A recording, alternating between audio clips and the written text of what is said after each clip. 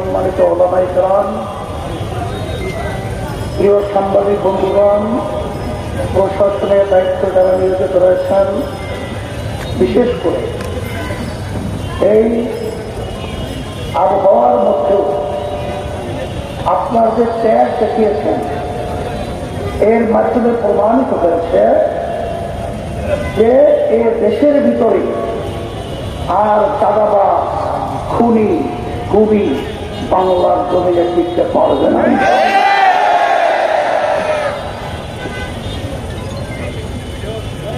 বক্তৃতা কি করব আর আপনারা কি শুনবেন? আলহামদুলিল্লাহ, এমনকি আমার একটা রিক্সাওয়ালা ভাই পর্যন্ত আজকে বর্তমানে দেশের অবস্থান তাদের অনেকটাই ভালো জানা আছে। তবে একটু স্মরণ করে দেওয়ার জন্য বলছি, এই বাংলাদেশ স্বাধীন করতে গিয়ে লক্ষ লক্ষ মানুষ জীবন দিয়েছিল, পঙ্গ হয়েছে। যেই আশা এবং আকাঙ্ক্ষা নিয়ে দেশ স্বাধীন করল, মৌলিক তিনটা স্লোগান: সাম্য, মানবিক মর্যাদা, ন্যায় বিচার প্রতিষ্ঠা। কিন্তু 53 বছরে যারা দেশ পরিচালনা করেছে, তাদের মাধ্যমে কি একটাও বাস্তবায়িত আমরা দেখেছি? বরঞ্চ আমরা কি পেয়েছি? এই দেশটা এদের পরিচালনায় একবার দুইবারও নয়, তাম দুনিয়ার মধ্যে 5 বার চোরের দিক থেকে আমাদের দেশটা ফাঁস হয়েছে। আমরা এদের পরিচালনায় দেখেছি হাজার হাজার আমাদের বাংলাদেশের ভবিষ্যৎ প্রজন্ম মেধাবী সন্তানগুলো ন্যায়ের পক্ষে আওয়াজ তুলতে গিয়ে নির্বিচারে তাদেরকে পাখির মতো গুলি করে রাস্তায় লুকিয়ে ফেলা হয়েছিল। হাজার হাজার মায়ের কোল সন্তান হারা হয়েছে। প্রায় 500-র মতো আমার ভাইরা তাদের চক্ষুকে হারিয়েছে, আর কোনদিন আলো দেখতে পাবে না। হাজার হাজার মানুষ আজকে পঙ্গু হয়েছে। এদেশের টাকাগুলো পাচার করে বিদেশে বেগম পাড়া তৈরি করেছে। শব্দ ভূমিমন্ত্রী আপনারা দেখেছেন 3টা দেশে, তার শুধু বাড়ির সন্ধান পাওয়া গেছে 620টা বাড়ির মতো। 5700 কত কোটি টাকার বাড়ি। এই শব্দ ভূমিমন্ত্রী, এই টাকা তার বাপের টাকা না আপনার আমার কষ্ট অর্জিত? আমার মেহনতি, আমার রিক্সাওয়ালা দোকানদার রাস্তার ভিতরে যখন রিক্সা চালায়, তাদের মাথার ঘাট চপ্রাপ করে পড়তে থাকে। সেই টাকা আজকে ট্যাক্স ভ্যাটের মাধ্যমে সরকারি কোষাগারে জমা হয়, আর তারা ওখানে ক্ষমতার মস্তদে বসে এই টাকা বিদেশে পাচার করে। এই দেশের ভিতরে তাম দুনিয়ার ইতিহাস বিরল আয়না ঘর, যা কোনদিন শুনি নাই, কোনদিন মানুষ দেখে নাই। সেই নির্যাতনের ইতিহাসে মানুষের প্রশংসা হয়ে যায়, সেই ইতিহাস বাংলাদেশে হয়েছে আয়না ঘর। এখন আমরা ভাইদেরকে বলবো, 5ই আগস্টের পরে এই দেশটা গঠন করার সুন্দর একটা পরিবেশ তৈরি করেছে। এখন এই সুযোগ যদি আমরা সদ্ব্যবহার করতে না পারি, তাইলে আমাদের গ্রাম্য একটা প্রভাব বাক্য রয়েছে, সেই লাউ সেই কদু। এখন সেই লাউ কদুকে আবার দেখতে চান? আল্লাহ রাব্বুল আলামিন বলেছেন, যে জাতি নিজেদের ভাগ্যের পরিবর্তন তারা না ঘটায়, আমি ঘটাই না। সেই হিসেবে আমি সকল শ্রোতাকে আহ্বান জানাবো, আমরা যেন আর কেউ চাঁদাবাজদের সহযোগী না হই, খুনিদের সহযোগী না হই,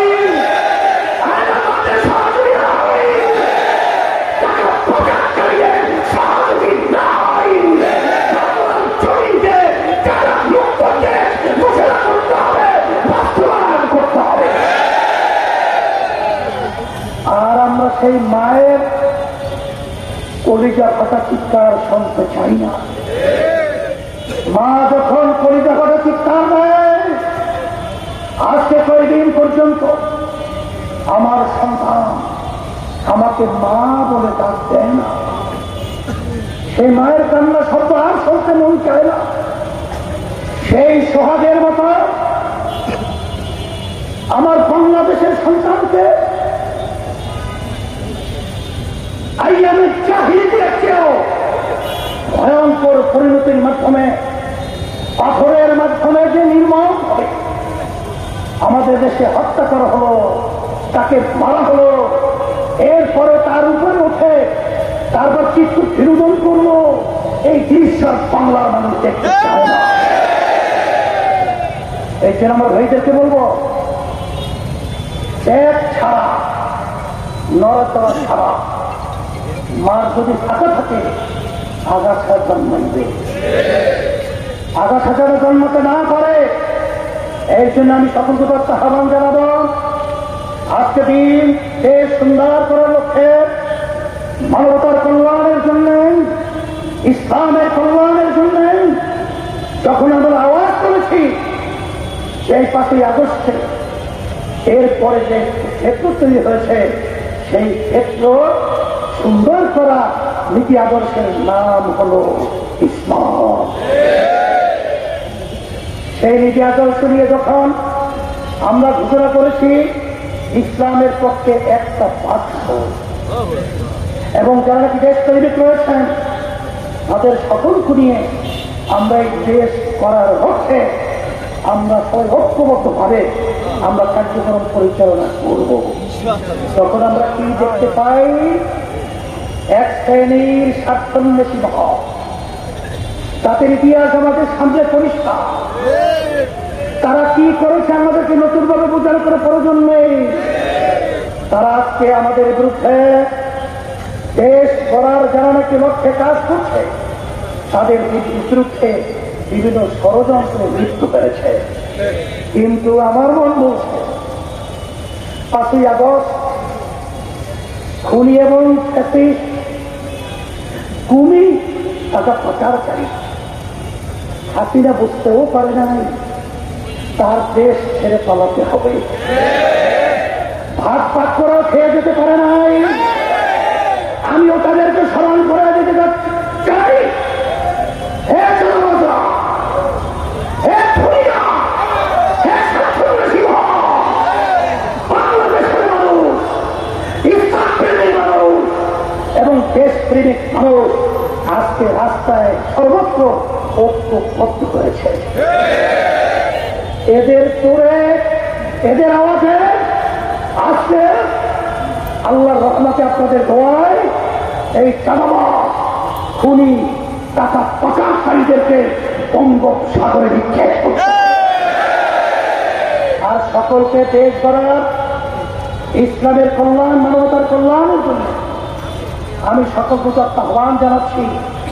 ইসলামী আন্দোলন বাংলাদেশ প্রতিষ্ঠিত 1987 সালে অদ্যবধি পর্যন্ত একটা এমপিও কিন্তু আমাদের সংসদে যায় নাই। কারণ আমরা কখনো খুনিদের, চাঁদাবাজদের, টাকা পাচারকারীদের ক্ষমতায় যাওয়ার সিঁড়ি হিসাবে আল্লাহর রহমতে ব্যবহৃত করি নাই। এই লক্ষ্যে খুলনার মাটি ইসলামের ঘাঁটি, বাজার থেকে শুরু করে রহমতুল্লাহ আলাইহি, আমি খুলনার মাটি কতটুকু দেখেছি ইসলামের পক্ষের ঘাঁটি। আর ইসলামের পক্ষের ঘাঁটিতে ইসলামের কাজকে মজবুত করতে হবে এবং সন্ত্রাসীদেরকে, চাঁদাবাজদেরকে, খুনিদেরকে এই মাটি থেকে উদ্ধার করতে হবে। আপনাদের সকলকে ধন্যবাদ জানাচ্ছি আজকে আপনারা কষ্ট করে উপস্থিত থাকায়। আর আপনারা জানেন খুলনায় 1 আসনে আমাদের মাওলানা আবু সাইদ এমপি প্রার্থী হিসেবে সম্ভব আমরা ঘোষণা করছি, বলেন আলহামদুলিল্লাহ। খুলনা 2 মুফতি আমানুল্লাহ, তাকে আমরা এমপি প্রার্থী হিসেবে সম্ভব হচ্ছে আসনে আর সবাই আলহামদুলিল্লাহ। খুলনা 3 হাফেজ মাওলানা অধ্যক্ষ আব্দুল আউয়াল,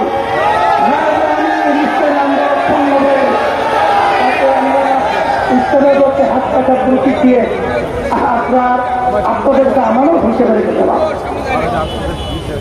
খুলনা 4 কারমা হাফেজ মাওলানা অধ্যক্ষ ইউনুস আহমেদ মহাসচিব ইসলামী আন্দোলন বাংলাদেশ আপনাদের সংখ্যা হাসপাতাল প্রতিষ্ঠানকে দিয়ে আপনাদের সামনে আমরা বুঝে রেখে গেলাম। খুলনা 5 মুফতি আব্দুল